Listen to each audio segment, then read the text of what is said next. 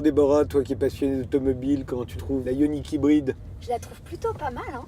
On est bien, on est confortable, très agréable à conduire. Toi, c'est ta première fois. C'est la première fois, ouais. On va aller chercher Tilassine, tu le connais? De nom, je le connais, mais tu vas nous le faire découvrir, non? C'est un jeune musicien électro qui a l'habitude d'enregistrer ses disques en voyage, mais dans le moyen de locomotion qu'il utilise au cours de son voyage. Il en a fait un dans le train quand il a pris le Transsibérien. Le dernier, c'était dans une caravane. Et le prochain, c'est ce soir, non? Dans la Ioniq? Oui, ce serait drôle. Il faudra le lui proposer. C'est un concept?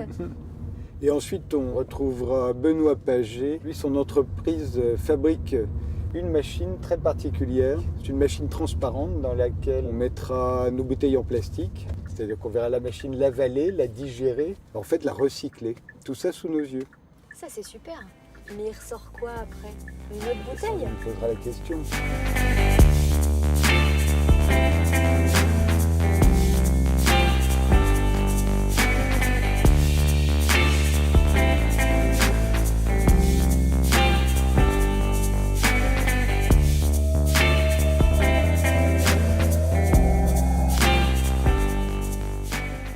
Bonsoir. Salut! Bon réflexe. Je dois être le millionième à te demander ça, mais c'est surtout pour Déborah, qui brûlait de te poser la question. Pourquoi Tilassine? Tilassine, c'est un vieil animal disparu aujourd'hui.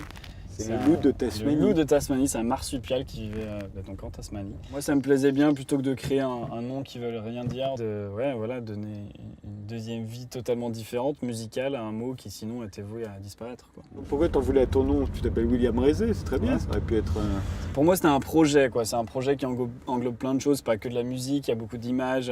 Donc voilà, j'avais envie d'avoir un nom d'un projet plutôt que d'être juste en civil. Donc tu t'appelles Rézé comme la ville de Rézé? Exactement, Rosé même, si on prononce bien. Ah oui? Ouais. C'est dans les Pays de Loire? Oui. Tu es angevin? Je suis angevin, ouais, ça vient de chez moi. Alors est-ce que tu as l'impression qu'il y a une école musicale Ouais, il est beaucoup dans le plus coin? rock maintenant. Et d'ailleurs, moi, quand j'ai grandi là-bas, je faisais un peu plus de rock. J'ai fait aussi beaucoup de jazz, en fait. J'ai commencé la musique au saxophone, donc je me suis pas mal éclaté en jazz. Et j'aimais bien jouer dans un groupe, mais j'avais vraiment envie de créer quelque chose en m'enfermant dans ma chambre, quoi. Du coup, la musique électronique est arrivée comme ça. Personne ne faisait de la musique électronique autour de moi, j'étais un peu tout seul. Je regardais des vidéos sur Internet pour essayer de comprendre comment ça marchait, quoi. Tu as appris le saxophone, tu es un véritable instrumentiste, ce qui est assez rare dans l'électro. Ouais. Mais quand tu te mets au saxo, c'est forcément pour faire du jazz. Le saxo, c'est l'instrument roi du jazz. Moi, mon utilisation du saxophone, je crois que c'est un mix entre... Il y a un côté un peu jazz, il y a des références classiques quand même, parce que j'ai commencé vraiment au classique, je fais de l'orchestre et tout. Ce que j'aime dans le saxophone, c'est que c'est un instrument que je maîtrise aujourd'hui, donc je peux à un moment donné fermer les yeux, me lâcher, partir pendant 5-10 minutes en improvisation totale, et c'est quelque chose que je trouve assez fort avec un instrument quand on peut faire ça. Surtout dans l'électro, où Oui, voilà. l'improvisation est pas roi. Mais c'est ça qui m'intéresse, c'est que ça soit vivant en fait, quoi. Quand tu improvises, qu'est-ce qui se passe? Est-ce que la vidéo suit? Est-ce que tu as un vidéo jockey?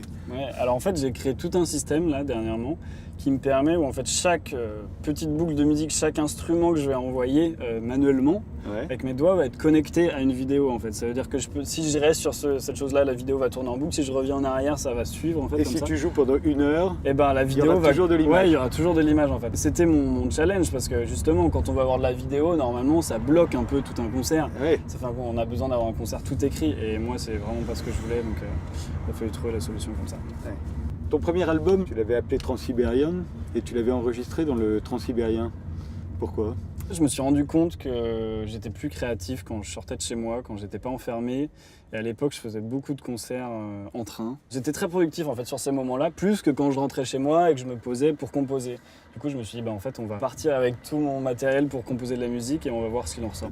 Et alors, quelles influences locales est-ce que tu as utilisées?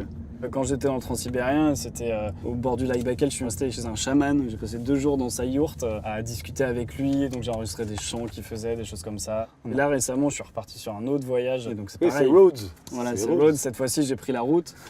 J'ai construit en fait une sorte de studio dans une vieille caravane américaine que j'ai transformée entièrement. Les caravanes en aluminium avec les bords arrondis. Voilà, c'était un peu un rêve d'enfant et j'ai transformé ça pour en faire un vrai studio. C'est l'endroit où je compose aujourd'hui. Et il paraît que tu l'as équipé avec des panneaux solaires?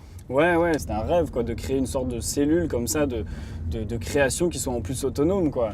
Mais ta caravane, c'est la version luxe, j'espère, avec intérieur en bois, siège en cuir, équipement électronique. Ouais, le but c'était pas de partir en camping, c'était de faire vraiment un chez moi quoi, tout en bois et puis tout connecté aussi, une sorte de vaisseau spatial moderne dans du vieux. C'est quand même assez drôle parce qu'autant on comprend bien, tu vois, l'intérêt qu'il peut y avoir pour les peintres d'aller poser leur chevalet devant la mer.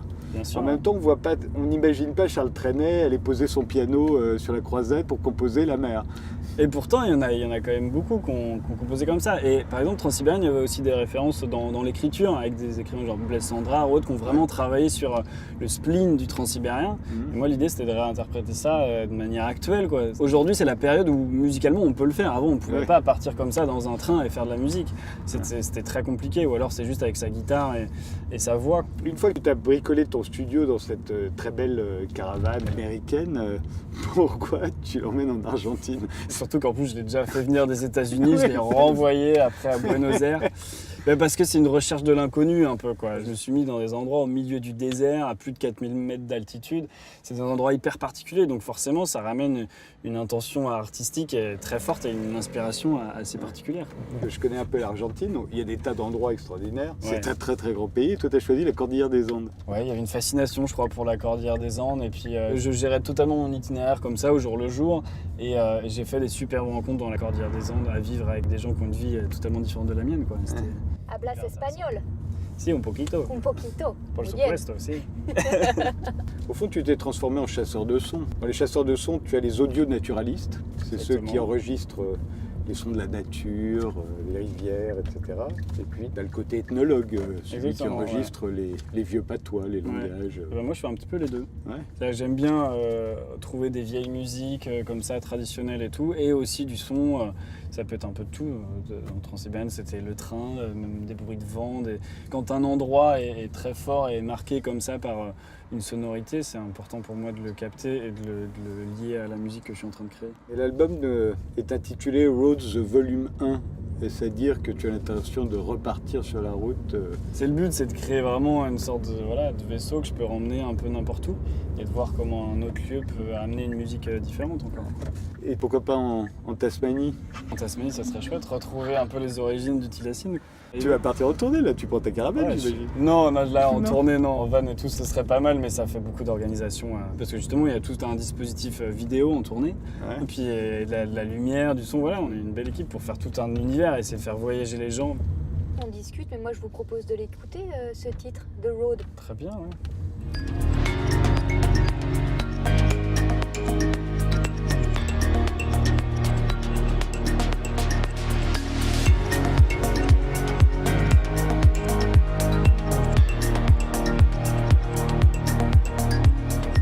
Donc là, on arrive à la cité fertile de Pantin, tu connais pas ? Non, pas du tout. C'était l'ancienne gare de marchandises de Pantin, qui maintenant est un lieu d'expérimentation de la ville de demain. À mon avis, ils doivent recycler tout ce qu'ils peuvent. Comme Hyundai finalement, qui recycle notamment les batteries avec l'entreprise SNAM. Sur la Ioniq hybride, vous avez des matériaux dans l'habitacle qui sont recyclés aussi. On a par exemple les contreports qui sont faits avec des plastiques naturels, extraits de bois, de pierres volcaniques, les mousses qui sont à base de canne à sucre. Ok. C'est quand même étonnant dans une voiture, non ? C'est un vrai plateau repas. Exactement. Tu pourrais faire la même chose dans ta caravane. C'est un peu le cas. Moi, tout est en bois à l'intérieur. Donc... Le bois, ça se mange pas. Ouais, le bois, ça se mange pas encore. À la fin, si tu n'as plus d'énergie grâce à tes panneaux solaires, si tu restes dans le désert, nous, on peut manger la voiture.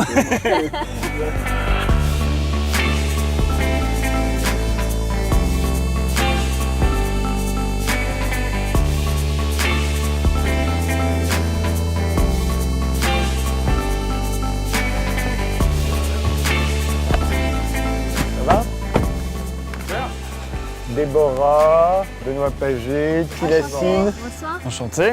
Bonsoir. C'est un garçon qui a l'entrepreneuriat dans le sang. À 10 ans déjà, il avait monté un petit business de livraison de croissants à domicile. Pas mal. Ça rapportait gros ? Énorme. Ouais, c'est devenu une multinationale. Et Cannibal, c'est le nom qui t'a séduit ? Et Cannibal, c'est le concept qui m'a séduit. Et l'idée, c'était d'éduquer les étudiants à recycler leurs canettes. Et en fait, Cannibal, c'est la contraction des mots canettes mis en balle.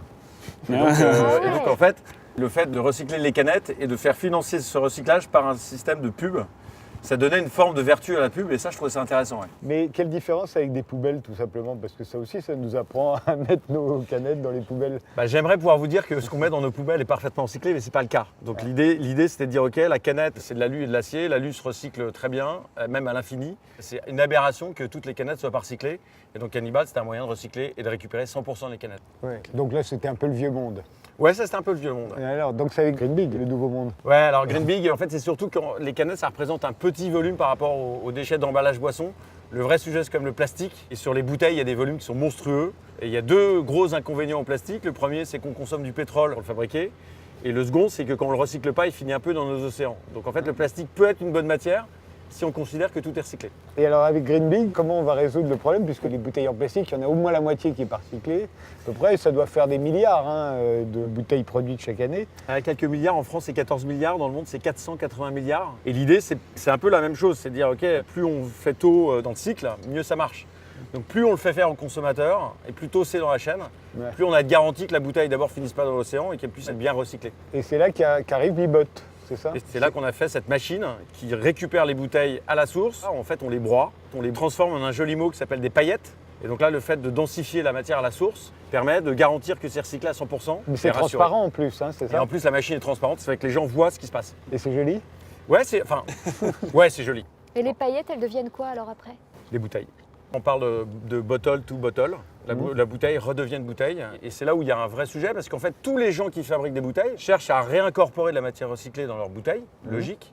Et en même temps, il manque de matière. Et nous, on essaye de combler ce trou en ayant une approche qui est quand même assez économique. J'entends par là que l'idée, c'est que ça soit rentable, qu'il n'y ait pas de subventions extérieures, d'éco-contributions. J'ai presque envie de dire la révolution du système, c'est que ça s'autofinance. Et c'est-à-dire que ça rapporte quoi? En fait, la revente de la matière permet de financer l'intégralité du cycle en amont. Avec un peu de chance, tu peux revendre au même industriel sa bouteille au fond. Ah, c'est pas avec un peu de chance, c'est clairement ce qu'on cherche à faire. Et en plus, c'est clairement ce qu'ils attendent. Et le sujet, c'est qu'effectivement, aujourd'hui, la matière recyclée coûte un peu plus cher que la matière dite vierge, venant du pétrole. Et nous, on arrive à faire en sorte que justement, ça coûte moins cher. Et alors, tu vas les installer où, tes machines?